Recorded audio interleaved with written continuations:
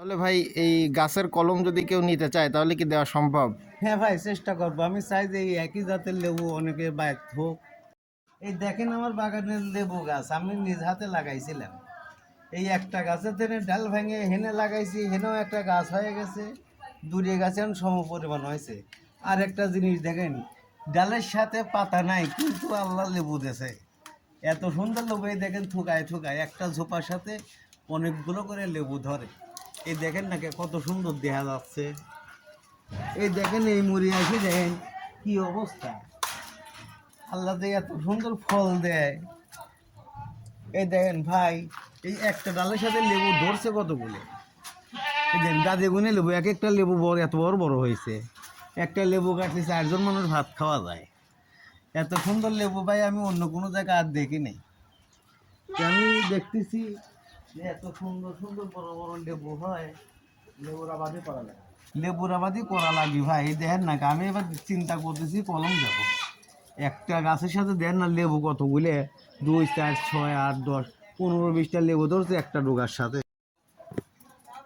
ভাই এই গাছেরই আর একটা লেবু গাছ দেখেন, এই দেখেন এক একটা গাছের মধ্যে লেবু ধরছে কতগুলো করে। গাছ বাইকে গেছে। সাথে একটা দেখেন মানের গাছ লাগাইছি। একটা মানের গাছ মানুষ সমানের উপরে হয়ে গেছে। লেবু তো একটা ভাঙলেন, ধরেন তো এই লেবুটা আপনি আর একটা ভাঙবো নাকি? ভাঙেন আর একটা, ভাঙেন হ্যাঁ, ভাঙেন আর একটা, এই দেখেন গাছ শুদ্ধে ভাঙবো। ভাঙেন। হ্যাঁ, এই তো গাছের সাথে কাটা মেলা, আমি তো ভাঙতে পারতেছি না ভালো করে। কিন্তু ডুগা শুদ্ধে আপনার লেগে ভাঙলেন। ধন্যবাদ। এই লেন, কিন্তু লেবুর তো রস হয় না এখনো, আরো বড় হইতো। সমস্যা নেই, ইনশাল্লাহ আমরা আবার আসবো ভাই আপনার বাগানে। আজকের মতো এই হ্যাঁ পর্যন্তই। ভাই আসবেন, আমি আরো কিছু গাছ গোছালি করেলি। আমি অনেক গাছ লাগানোর এখনো বাদ রয়েছে। এই যে এখানে আল্লাহর রহমতে একটা টমেটো গাছ হয়েছে, ফুলও ধরছে।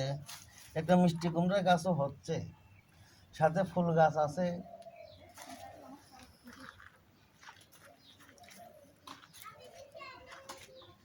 তাহলে ভাই এই গাছের কলম যদি কেউ নিতে চায় তাহলে কি দেওয়া সম্ভব?